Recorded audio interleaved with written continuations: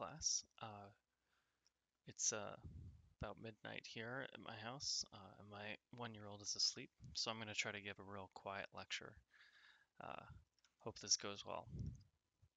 So we left off in Unit 8, and we learned about how sample statistics and the central limit theorem help us understand sample means and sample variances. So we're going to learn a little bit about confidence intervals. And as we saw in recitation, confidence intervals are sort of how we put into practice what we learned in Unit 8, Lecture 1.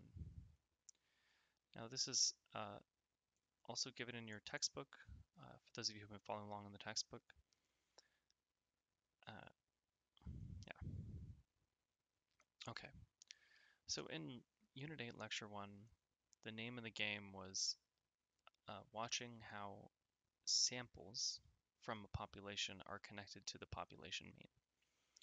And we learned that those sample means are distributed normally or according to a t-distribution if we have a small n. Okay. Now we're going to kind of view the problem where we actually have the sample mean and we're trying to figure out where the population mean lies. Okay. And that comes to what we call a confidence interval. So we want to construct an interval. Remember, intervals are elements in the sample space or boundaries from the sample space. So there should be numbers like -5 to 5, not probabilities. So we want to get these intervals, and we want them to have the true mean inside of them according to some level of confidence. Okay, we'll talk a little bit more about this with a picture. Okay. I think I might just skip straight to the picture, okay? And then we'll talk a little bit more about the mathematics. So on the x-axis we have the difference between what we got from our sample and where the true population mean is. And we're trying to build an interval from -y to y. Notice that it's symmetric, so we just need to find one number. And in this case, I've chosen that I want the interval to be wide enough to contain 95% of the probability. Now, in our setup, x bar, the sample mean, is fixed. It's a constant. We took a sample, we computed the mean, and we don't know what the population mean is. Okay, so in Unit 8, Lecture 1, in some of the examples, we knew what the population mean was, and we were looking at x bar being random, but now we're acting as if we're, engineers, and we measured something, and we computed our sample mean, and we want to know about the population mean. So when we construct a confidence interval, we're finding this y so that it contains 95% of the probability mass. That means that there is basically a 95% probability that mu, the population mean, lies in this interval. Okay, so now why wouldn't we choose an interval that contains the population mean 100% of the time? Because it turns out the interval would have to go from -infinity to infinity just because this probability has, a little bit of probability mass everywhere. Okay, so we can only basically make an interval that contains the population mean. So we're trying to make statements about where the population mean is based on our sample mean. Okay. Now let's take a look at this a little bit more, mathematically. So mu is a random variable because we don't know what it is. We only know x bar. We want to construct an interval from a to b so that the probability of mu being in the interval is 95%. So one simplification we can make is that we know it's symmetric and we know it's centered at x bar. So we know that the mu is either going to be, the interval is going to be y below x bar and y above x bar. Okay, and we know that it's going to be 95% probability. Now we can rewrite this as being, the difference between mu and x bar is -y to y. And we saw in our previous lecture that this expression here is actually following a t-distribution. Okay, so this is following a t-distribution.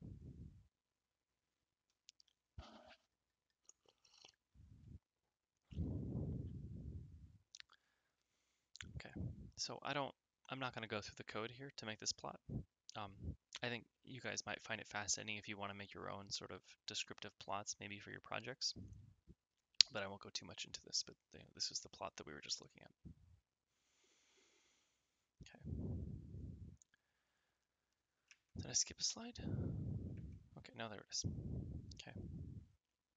Right, so we had seen prediction intervals before. Remember with prediction intervals, we like knew a probability confidence, like, or we knew a probability value and we were trying to find the interval that corresponds to it. This is the exact same thing. We have a probability distribution.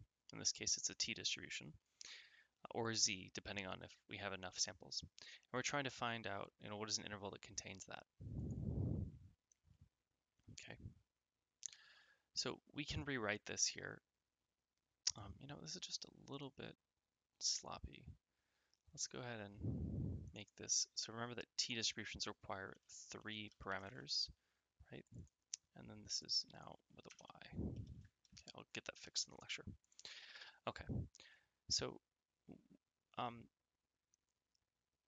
if we know what the t value is, okay, so this is like I think same thing we did with z-scores.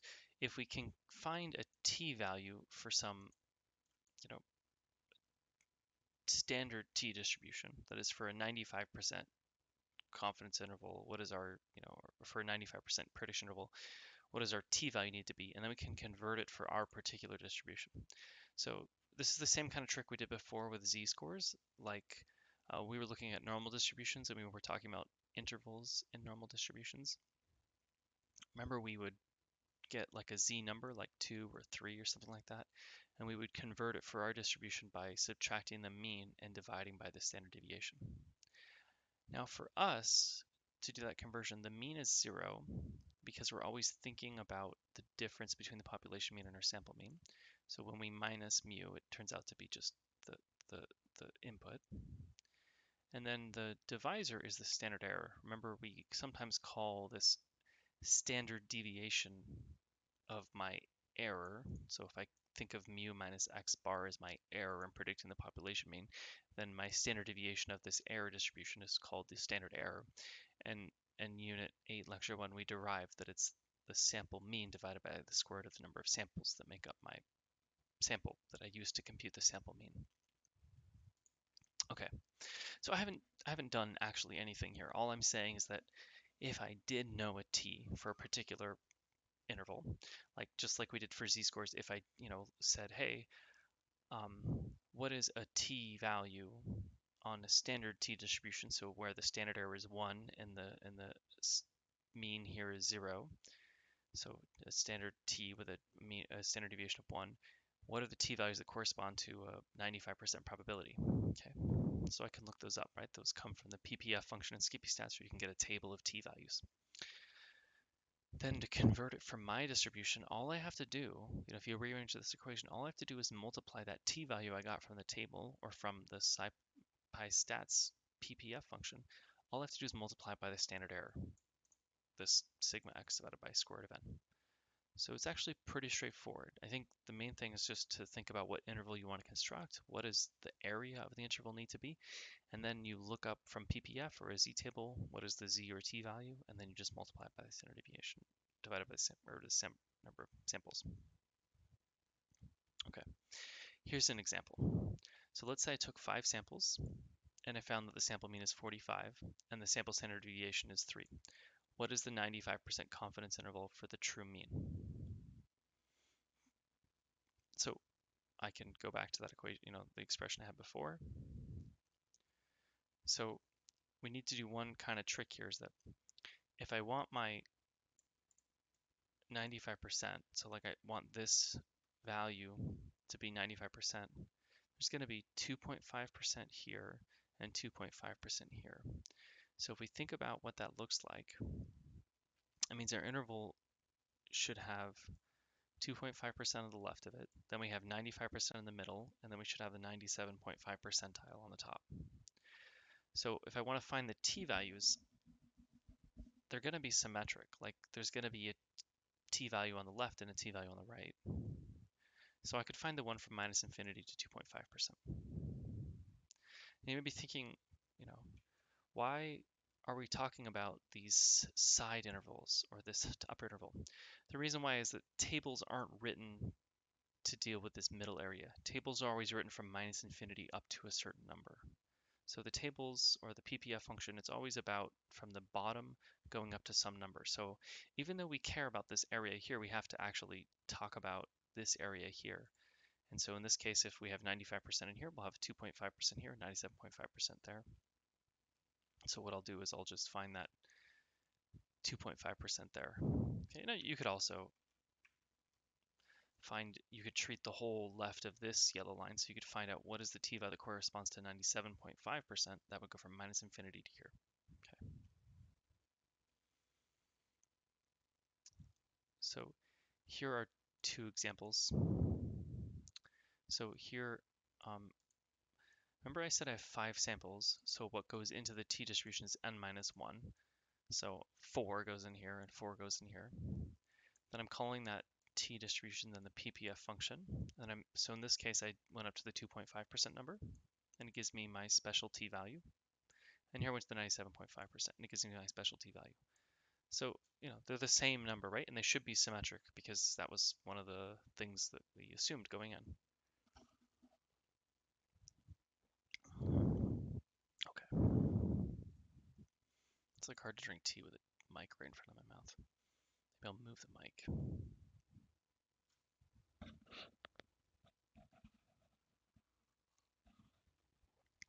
Okay. So I've kind of rewritten that expression we saw before. So before we had it, like this, and just rearrange it. Okay. Now notice that if you choose the negative t value, you have to put a negative sign in front of it, just to make your y positive. Okay. So then to actually get my interval width, I take my t value, then I multiply it by the sample standard deviation, which I gave in this problem statement, and then divide by the square root of n. Notice here it's n, so it's 5, and here it's n minus 1. And that's it. Gives me the interval width. So then if I put the sample mean back in, right, because our population mean is going to be centered at the sample mean.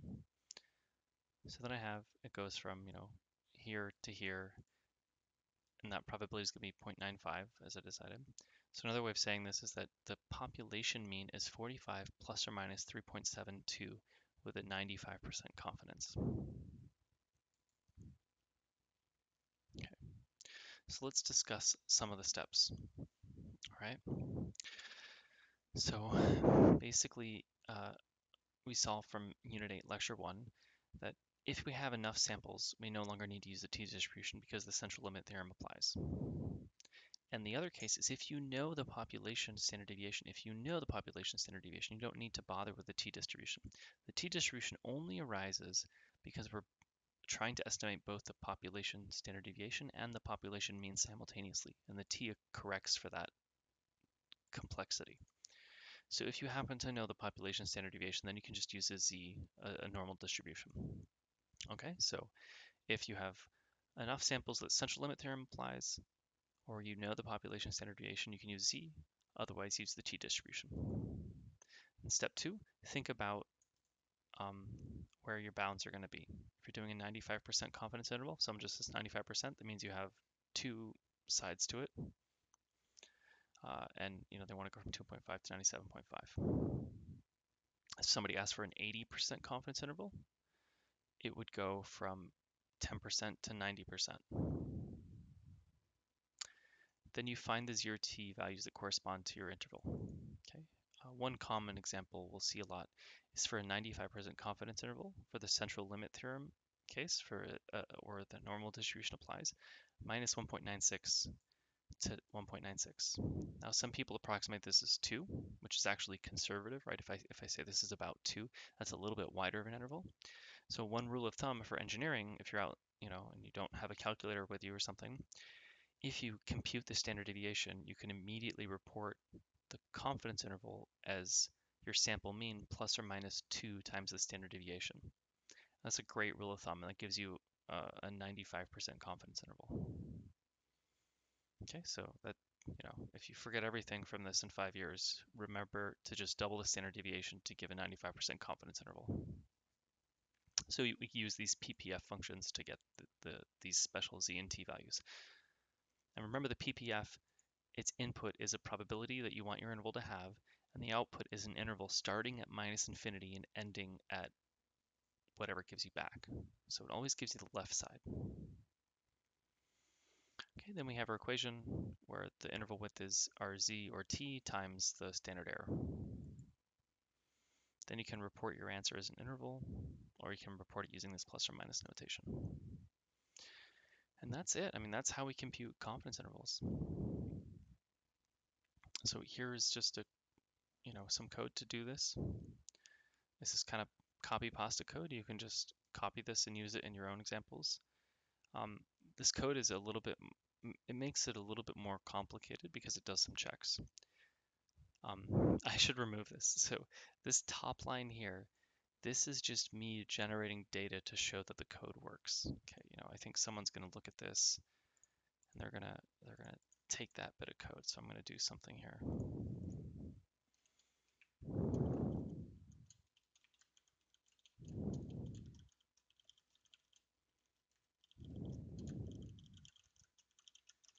Okay, I don't want you guys to think that that's part of how you compute a confidence interval. This is just me getting some random data to actually compute the confidence interval with. First thing I do is make sure that there's more than 25 samples.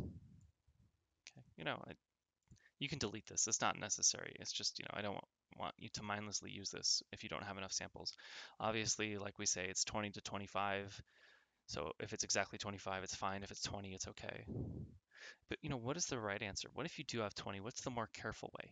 The careful way is just use a t-distribution. But okay, moving on. So I've got some data. Okay, then I plug in my confidence interval. So for a 95% confidence interval, that's what CI is. Compute my sample mean. Compute my sample variance or sample standard deviation. You could use the STD instead. I compute my Z value using the PPF function. And notice here I show you how to convert this, right? So for a 95% confidence interval has to go to 97.5. That's what this little equation does here.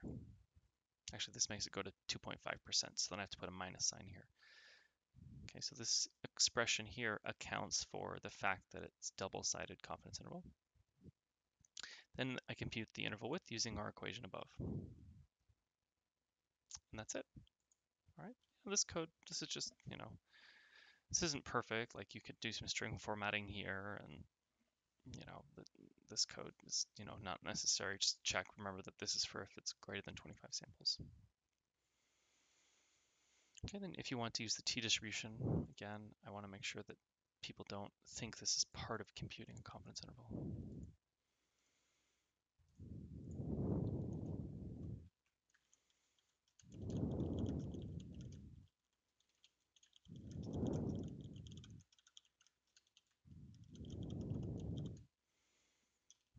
Okay, the reason why I'm writing this in all caps is that um, on the final exam, some people are always rushing to find out how to compute a confidence interval, and they quickly and copy. It has happened that someone has quickly and copied, including this line, which basically overwrites whatever data they may have wanted to use to compute the confidence interval, right? Okay. So for the t-distribution, everything is the same except for we have to pass in this n minus 1, and we use the t here instead of the norm. Okay, very, very straightforward. Okay. Now, I'm not going to go through these examples in detail. You can refer to the lecture notes to see these. I'll just quickly go over them. So the first thing I want to do is give you a reminder of prediction intervals. So one of the challenging things for students is understanding the difference between a prediction interval and a confidence interval. So prediction interval is sort of more general. It's about any kind of probability distribution. And a confidence interval is specifically for looking at sample means when you're trying to approximate a population mean. So it's a really specific example. So let's take another look at a prediction interval. So in a prediction interval, I know what the population statistics are, or I know what the underlying probability distribution is. Okay, so there's no kind of like approximation. I just know what the probability distribution is. So let's say I know that the thickness of a metal slab is normal with a mean of 3.4 and a standard deviation of 0.75. Then construct a prediction interval so that a randomly chosen metal slab will lie within it 95% of the time. So this is basically you're grabbing metal slabs. I don't know, like maybe you're Godzilla and you're pulling metal slabs out of a building, and the metal slabs are distributed according to this. Then if you grab a random metal slab, uh, pick an interval so that it will lie within that interval 95% of the time. Okay, so this is what we're looking for, except for, that's what we're looking for. We're basically, it's symmetric because it's normal. Um, and you can basically look at the z statistics we had in the past, right? So everything is the same here except for this. There's no sample, right? There's no sample number coming in. So there's no square root of n term here. And then just like before, we saw that basically, it's going to be centered at 3.4, and then how wide your interval is going to be depends on your probability. So we chose a probability of 95%, which gave us a z-value of 1.96, then times the standard deviation. Okay.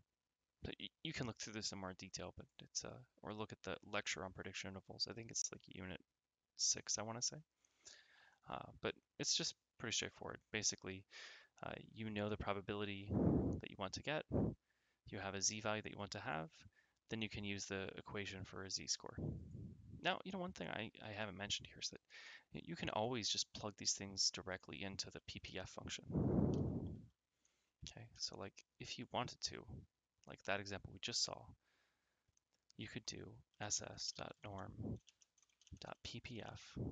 Okay, so you want to have a 95% confidence interval, so we'll choose the 97.5, right? That's going to give us the right-hand side of that interval.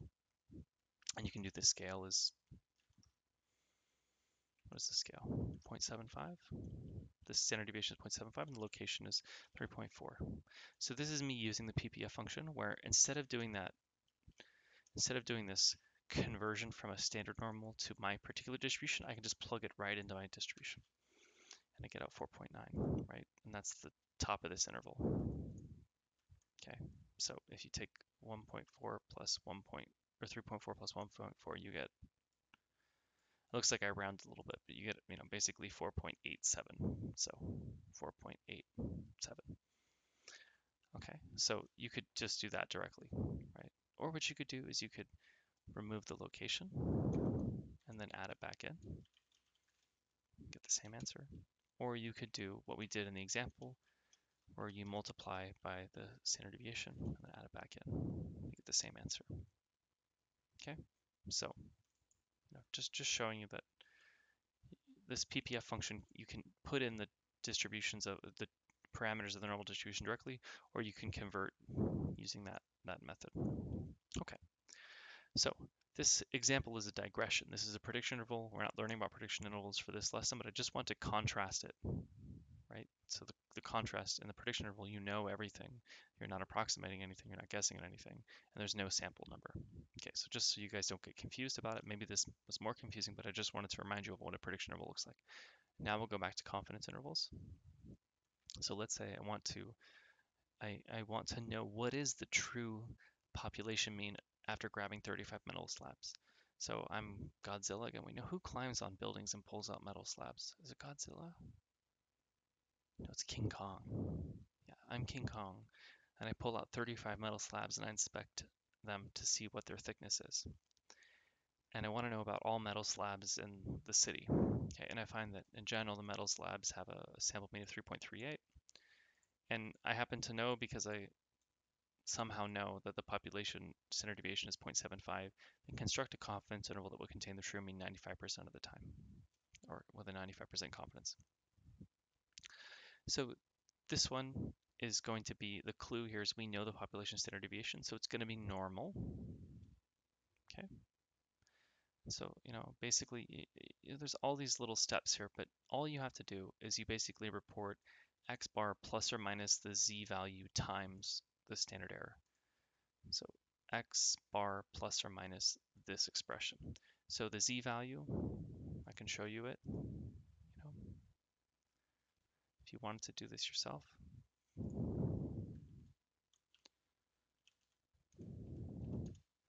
The the z value is, I said 95% confidence interval, I think.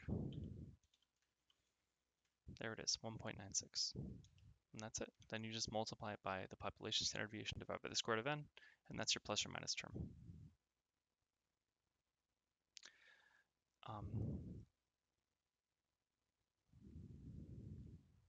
This is another example where I know the population mean, but it's just a slightly different confidence interval. Okay. Now I have unknown sigma, so this is where I have to use the t-distribution. So everything is the same. We still have this, sigma, we have the standard error times t, but now the only difference is that our special value is going to come from a t. It's a 90%, so instead of 97.5, it's 95. But then we have to put that extra number, the degrees of freedom. So we had 6 metal slabs, so we put 6 minus 1. It gives us our t value. Then we can multiply by the sample standard deviation, divide by the square root of number of samples, which is 6. And we get our plus or minus term. Very straightforward. Right there. Okay. Very straightforward. This is another example. In this example, basically we have 25 samples. So you could use a z value instead, because the normal distribution would apply because of the central limit theorem. Okay, so in this case, we want a 90% confidence interval, so this is going to be 0.95. So you could use the z value. See, it's 1.64, but remember that it just says that the t-distribution approximates the normal distribution when you have enough. So you could still use the t-distribution and see that they're approximately the same. Okay, so it's not like there's any kind of, you're not wrong if you use the t-distribution whenever you don't know the population standard deviation. It's just for ease of use, people just use the the central limit theorem. This kind of is a historic consequence that in the past there weren't t-distribution tables. They didn't make them for when n was greater than 25 because you could just use your normal z distribution tables, or z is the normal distribution. But it's 2020 now and we don't use tables and printed out books, so you could still use the t-distribution as much as you want. Anyway, side note. Then again, we compute our t value, we compute the sample standard deviation by the square root of n, or sorry, in this case we did a z because the central limit theorem was applied, multiplied by z, and then we're done. Very straightforward.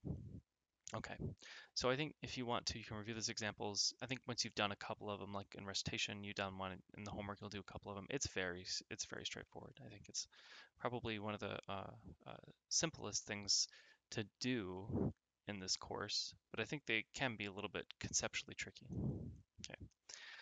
There's one more thing I want to cover is that sometimes we want to talk about a different kind of confidence interval. So for example, like let's say that I don't know,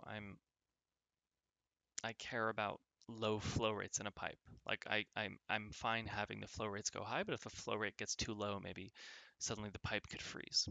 So then maybe I want to talk about confidence intervals. That is, I look at the flow rate, I go and measure it 20 times, and I want to know what's the probability, or what's the confidence interval going to look like? What's for the lower bound? That is, what's a number that will not be, that will only, what is a number where I'm 90% confident the population mean is not below it? Okay, so that's where you might have a single-sided interval. Okay, and I call this has a lower bound, but it's an upper interval, right? Because it goes up to minus infinity. Okay. Another example is a lower interval, which has an upper bound. So then maybe you're making, I don't know, you're thinking about how much stress you could have on a joint in a car. So you think about, what is maybe you sample from an impact, you do 10 impact tests, and then you see what is the stress on that joint, and you want to see, okay, and then you want to report, what is the highest stress we're going to see on that joint? What does the population mean for that joint? Not the highest stress we're going to see. What is the highest that the stress could be for an average crash? And you can get this upper bound here. Okay. Now, obviously, you can't give an upper bound your 10 samples could have been, for some reason, crazy 10 examples, and the upper bound is higher, much higher. That gets into this fact that if you want to be more certain about that you contain the population mean, then you can make this probability higher. Like you can make this 0.99, but then your upper bound is going to get higher and higher until you reach infinity. Your upper bound is infinity, and you're 100% certain that the population mean is less than infinity. But reporting such a statement is such an inane thing to say. All right. So to do these kind of single-sided confidence intervals, it's actually pretty straightforward. So like this one here for finding the upper bound, if you call PPF, that's what it normally reports, is the upper bound starting from minus infinity. So like, let's say I wanted to make this specific interval a 90%, I would just actually put in 90%, okay? Oh, that's a T, it needs to be norm. So then if I wanted the upper bound for, I don't know, some distribution, maybe that had a standard error of 0.2, there you go. I've made a lower confidence interval, okay? So actually, it's easier to do a single-sided one. You just need to take a minute and think about this picture, about where the boundary is going to be. Okay, I think that concludes Unit 8, Lecture 2. This is a pretty, the computing confidence interval is a pretty standard technique. Once you do a couple, I think you'll really get the hang of it. They're very straightforward to do. You basically need to just compute this one expression, and that's it. For this Unit 8, I think focus on the conceptual understanding in the first lecture. And this lecture is just maybe giving you a little bit of how to compute these things. You'll just see a couple homeworks on it, and it should be pretty straightforward. All right, guys, so tune in next week for Unit 9.